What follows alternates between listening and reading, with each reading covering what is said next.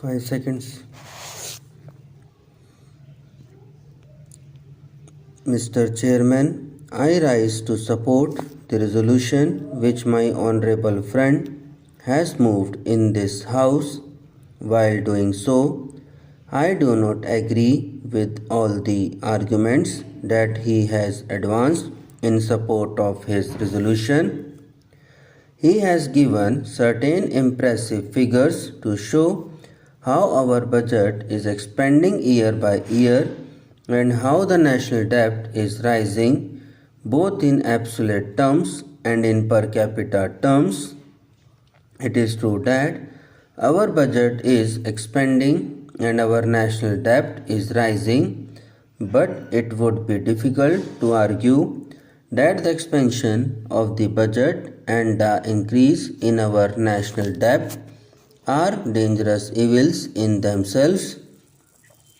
We have to realize that after India became independent, very many states have undertaken certain responsibilities which were not considered to be normal government responsibilities during the British regime.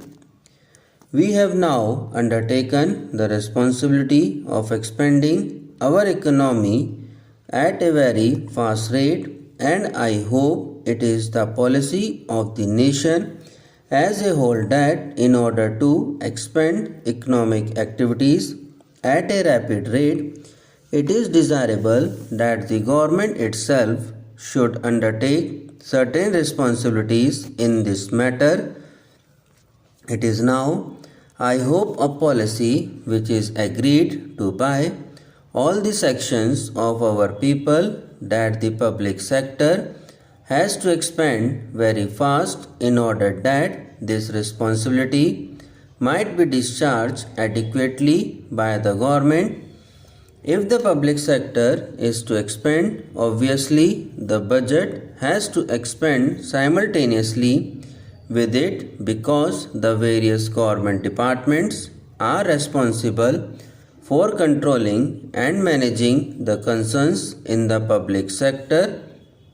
If the public sector is to expand, it is also quite natural that the national debt should arise because it is only by raising capital in the market that the government is in a position to establish and run concerns in the public sector. Government as such has not got any capital of its own which it can plough back into various concerns, first for establishing those concerns and then for running them. It is therefore necessary that our exchequer will have to take the responsibility of at least finding the initial capital and for some time the working capital in order to establish and work the various concerns in the public sector.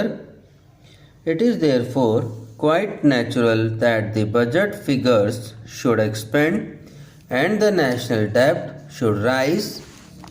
At the same time, one has also to consider whether the establishment and expansion of the public sector is the only explanation for the increase in budget expenditure and increase in national debt.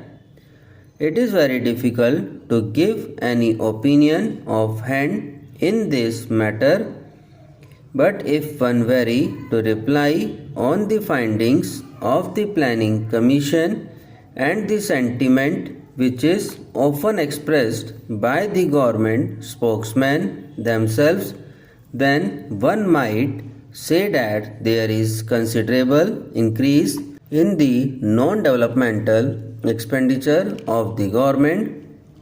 It is that part of the increase which is really a matter of concern both to the country as well as to this House. Now, sir, the government has by implication accepted the proposition that non-plan expenditure is increasing and that there is need for economy all round. Various committees have been appointed to which my honorable friend has made reference in order to find out whether non-developmental expenditure could be reduced to a reasonable size. Unfortunately, in spite of the deliberations of these committees and the efforts that these committees have made to find out how the expenditure could be reduced, very little impressive results seem to have been achieved so far, and it is this aspect of the matter which is creating considerable concern in the country. I would not agree with the two speakers who have just spoken before me that the taxes in this country are abnormally high. We are only taxing 8% of the national economic income so far, and that is a very modest figure. I know that the burden of the tax is falling on the shoulders which are too weak to bear it, and it is this which is creating dissatisfaction in the country. There is considerable scope for reconsidering the entire tax structure in our country to see that the taxes are so distributed that those who are able to bear the burden thereof are really taxed much more than those who can ill afford to pay these taxes.